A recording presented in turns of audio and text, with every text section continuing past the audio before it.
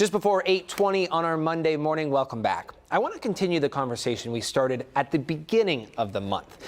September is Suicide Prevention Month, and we're focusing on breaking the stigma of conversations on mental health. Joining me live again in Studio A to talk about the Life Pathways program is Tiffany Bittner, Director of Suicide Care Initiatives at the Harris Center.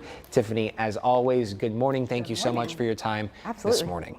Talk to us about the Life Pathway program and what it does, how it works to serve its community.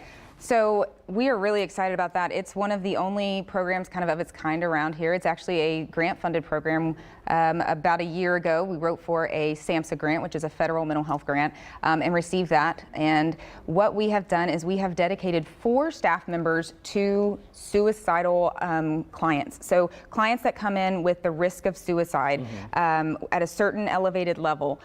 We are piloting at one of our locations. They have what we call a warm handoff. So they don't leave without actually us introducing them to someone from this life pathway. And those 4 team members just focus on how can we intervene at this moment to keep you safe and to reduce your suicide risk. And so we do increased interventions, increased and more frequent touch points with those clients, and really kind of try to wrap around them and provide them the support they need in that most critical time. You talk a lot about the anatomy of this program. Is this different compared to other programs that aim to do similar work?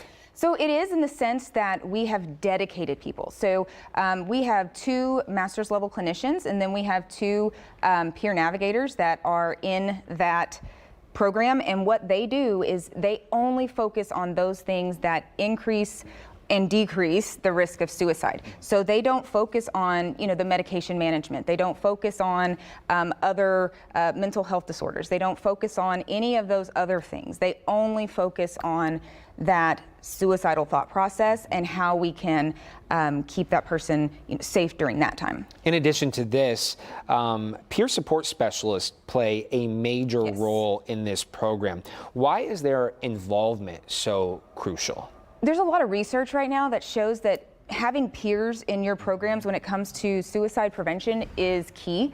And it makes a lot of sense, right? When I need to talk to somebody about how I feel better talking to someone that has been there before, someone that I know understands me and gets me. We see similar things, when you think about law enforcement.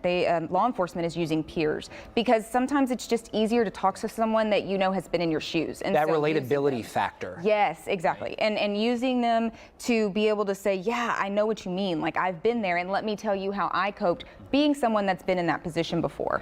And so we use those peers to really connect with our clients and be able to kind of go that extra mile and have those more personal conversations. And that's so key to being able to help people, because in the end, a lot of times, we've talked about before this month, it's really about listening, and it's really about being able to connect and engage in conversation that's meaningful. Showing up and being there, being empathetic and kind.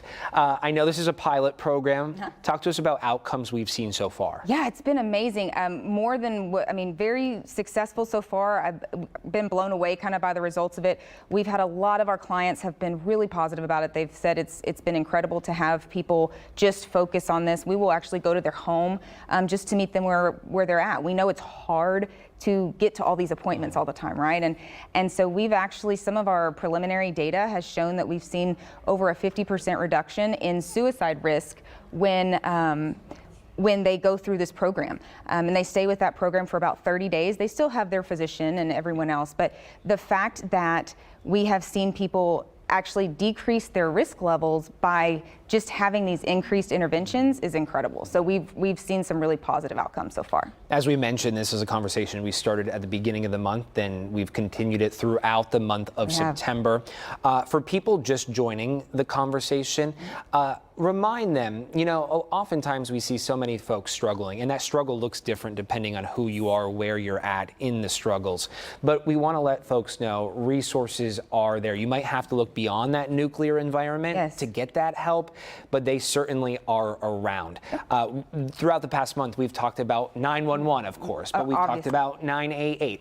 Give us a recap of some Sure. of these resources people can reach out to right now if they're struggling in silence. Sure. So obviously in any imminent danger situation, 911 is going to be your route and get someone there to control that situation.